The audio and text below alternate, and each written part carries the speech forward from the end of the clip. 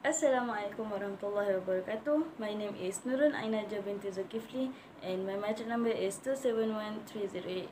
Today I would like to present the state responsibility, which is the first and foremost is the preliminary matters.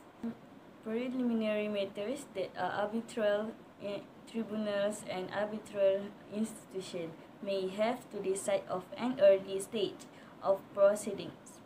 These preliminary matters include jurisdictional and other early disposal of manifestly and unmeritorious claims and requests for conservatory and provision. It's not exclusive to investor state dispute, as they are also very common in commercial arbitral proceedings. However, they present specific characteristics that justify a separate analysis in the context of investment arbitration. Based on that, we can know the step it's contained in a preliminary matter, which is have a 5-step existed in the preliminary matters. The first is cause of action, and second, locus of standing, and the third, limitation period, and the fourth, jurisdiction of court, and the last one is mode of the beginning. So that's it for me. Thank you. Article 38, Bracket 1 of the Statute of the International Court of Justice lists 4 sources of international law, which is treaties and conventions, custom, general principles of law, and judicial decision and teachings. International wrongful acts means there is an internationally wrongful act of a state when conduct consisting of an action or omission. The first is attributed to the state under international law and constitute a breach of an international obligation of the state. In general, the 59 articles on the responsibility of state for internationally wrongful acts are divided into 4 parts. Part 1 is the internationally wrongful act of the state in Article 1 until 27 is further divided into 5 chapters, which is general principle, Articles 1 until 3, attribution of conduct to a state, Articles 4 until 11, breach of an international obligation, Article 12 until 15, responsibility of a state in connection with the act of another state, Article 16 until 19, circumstance precluding wrongfulness in Article 20 until 27. Part 2, content of the international responsibility of a state, Article 28 until 41, is divided into 3 chapters, which is general principle in Articles 28 until 33, reparation for injuries, Article 34 until 39, serious breaches of obligation under peremptory norms of general international law in Article 40 until 41. Part 3, the implementation of the international responsibility of a state in Article 42 until 54, consists of 2 chapters, which is invocation of the responsibility of a state, Article 42 until 48, countermeasures, Article 49 until 54. Part 4, which is in Article 55 until 59, contain the final 5 general provisions of the text. Besides that, we have source of the law, which is treaty, international customary law, and general principle. Also, we have 4 elements of the law, which is there is very important for the international wrongful act, which is population, territory, government, and sovereignty. Population and territory constitute the physical basic of the state.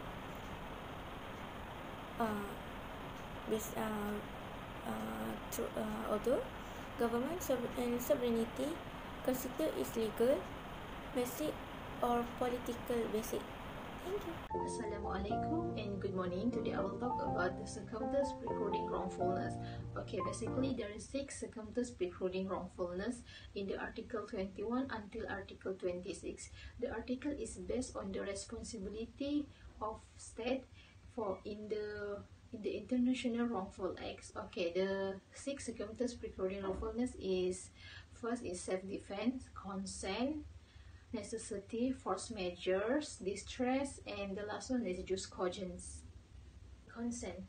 Based on the Article 20 regarding the international responsibility of state for international wrongful act have said that valid consent by a state to the commission of an act preclude the wrongfulness as long as the act does not limit the consent.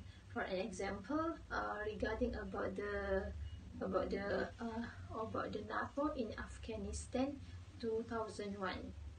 The second one is self-defense. In conformity with the inherent right of self-defense of Article 51, the UN Charter does not preclude the wrongfulness is conduct that is breach of international obligation that are meant to apply in time of armed conflict. Okay, the next one is lawful countermeasure. Okay, based on the Article 21, have said that a state is entitled to breach its obligation toward another state if and to extent that the act constitutes a countermeasure taken against the latter state. Okay, the prerequisite is first one must refrain the use of force, and second one must not violate the human right, and third one cannot be the object of humanitarian character prohibiting reprisal, and the fourth one is just COGENS. So countermeasure must be proportionate and strike first balance between intentional breach of international law and measures taken. So that one, the lawful countermeasure. Okay, the fourth one is force measure. In the Article 23 have said that a state may justify non-performance of an obligation in the case of the occurrence of unirreversible force of unforeseen events beyond control of the state that make it materially impossible in circumstance of the performed obligation. Okay, the next one is distress. Based on the Article 24 have said that to which an agent of the state may be justified in not performing an international obligation if it's no reasonable way to saving the agent life or other person in the agent care. Okay, the sixth one is necessity. Based on the Article 25, it becomes necessary for a state to safeguard an essential interest that is treated by a grave and imminent peril is from the time being to refrain from performing another international obligation. And the last one is jus cogens. Based on the Article 26, a state cannot preclude the wrongfulness of any that violate a peremptory norms, jus cogens. So that is for me. Thank you. Based on International Law Commission Articles on State Responsibility, Part 2, it mentions about content of the international responsibility of a state. There are two general implications flow from a globally wrongful act committed by a state that causes harm to another state. First, the breaching state incurs additional responsibilities towards the injured state. Second, the injured state gains right from the breaching state. The obligation of the breaching state emerged immediately upon the commission of an internationally unjust act and include the obligation to avoid the violation, to ensure non-repetition, and to allow reparation to the injured state. Once the international obligation has been committed, the state that is in violation of its international obligation incurs three responsibilities. The first responsibilities, based on Article 29, the state must remain bound by its responsibility to violation and must cease to be in conflict with it. And the second responsibility, according to the Article 30, the violating state must give assurance and guarantees that it will not replicate the violation. And the last responsibility, according to the Article 31, the violating state must make full reparation for the damage caused by the internationally wrong act to the injured state. There are three principal forms that reparation can take, which is restitution, compensation, and satisfaction. First, restitution involves restoring the status quo ante. Based on Article 35, that is what needs to be done to restore the situation to what occurred before the violation. Meanwhile, compensation entails the payment of a sum of money that is intended to remedy the wrongful act. Compensation must be paid for financially accessible damage. Article 31 mentions that it provides that damage includes material and moral damage.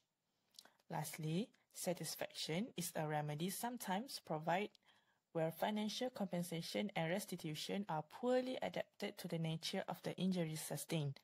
Article 37 provides that satisfaction may include an acknowledgement of the breach, an expression of regret, a formal apology, or another appropriate action.